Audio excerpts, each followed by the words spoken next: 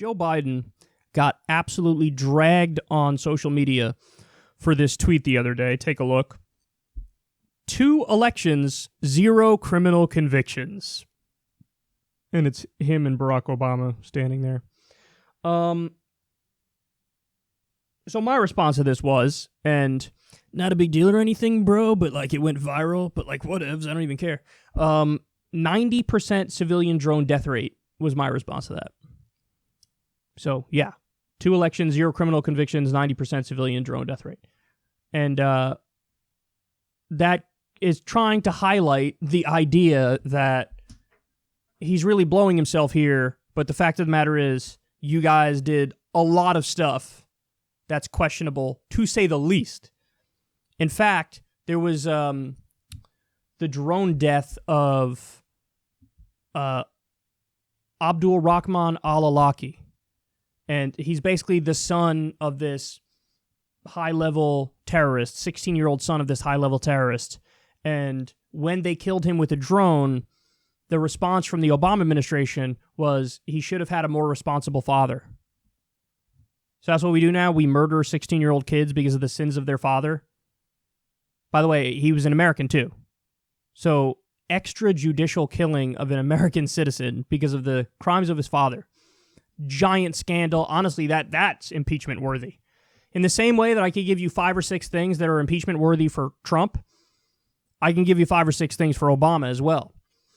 That's not to say that the Obama administration didn't have some good things. They did. When Obama was freeing nonviolent drug offenders, many of them at the end of his second term. The Iran deal was huge, definitely very positive, one of his best accomplishments. There were a lot of good things, but there were also a lot of terrible things. And the idea that, this is what he's getting at, we didn't do anything wrong. Actually, you did a lot wrong. Okay, so that was my response, the 90% civilian drone death rate. Somebody else said, 0 convictions of Bush-era war criminals and Wall Street bankers as well. So yeah, no convictions. That's right. You had no convictions on Wall Street criminals and no convictions on war criminals. Nobody in the Bush administration, none of the torturers, none of the people who did an illegal and offensive war that killed a minimum 200,000 civilians. None of them.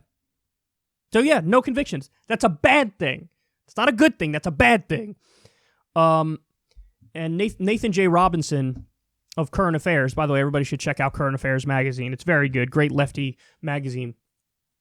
He responds to this and said, "We went from hope and change to at least we didn't end up in prison." That's a great response. That's such a good response. Obama was all about hope and change, and now, the brag line is no convictions. We didn't end up in prison. And also, for the record, 0 convictions doesn't mean 0 crimes.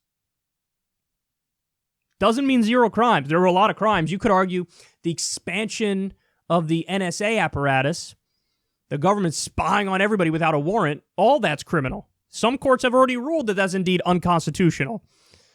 So 0 convictions does not mean 0 crimes. And the final point I'll make here about this Biden tweet is, dude, it's not going to work, man, because you're reminding everybody of the past instead of arguing for stuff for the future. And that's a kind of politics that's not going to land in today's day and age. I keep telling you guys, it really is a populist era. It's an anti-establishment era. It's an anti-corruption era. People know they're getting screwed. They're on to the game. So when you come out there as the former vice president and you're like, I was the former vice president and I will bring us back to the past, that's not a powerful message. It's not. People want to go towards the future. There might be some nostalgia around the edges, and to be fair, Obama does have a high approval rating because people like him as a person, but it's an impotent message next to somebody like a Bernie Sanders, who's out there saying nonstop exactly what he's going to give you, exactly the direction we need to move as a country, exactly how we need to look to the future and not towards the past. And Biden doesn't represent that sense of urgency that people in the country are feeling in today's day and age. He just doesn't. And this is his 912th attempt of trying to say, see, I was Obama's VP. I was Obama's VP. Yeah, and he still hasn't endorsed you, and he's not going to endorse you. So, see, this is the thing that annoys me. It's like these corporate Democrats, they don't have anything substantive to run on, so everything is shortcuts. He's trying to do shortcuts everywhere just to, like, now will you make me president? See? Like, these little things. It's just like, it smells of desperation, too. And it's disgusting. So, anyway, go ahead, Joe. He's providing quite a bit of material to everybody with his Twitter feed in today's day and age.